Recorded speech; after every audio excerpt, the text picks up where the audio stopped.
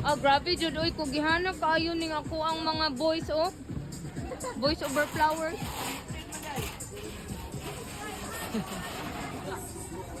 Muna ako mga boys, guys.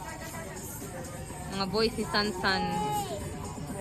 Muna nang gitauran og trapal amo ang tindahan kay sige kaguba amo ang tent. Murag upat ka tent laguro among napalit. Dayon nakapanday pud sila aning kilid kay para in case og dagag customer din ulan. So naara po'y maka lingko dari o mga on aning kilid. Pangkuan ra ni sila partner ana or isa ra pa kabuo. And then oni amo ang plaster. Among chicken karon is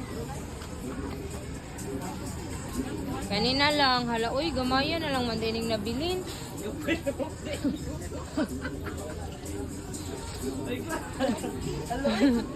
Uy, kana na lang manday nabilin. Nami pater guys, sabi kayo ni.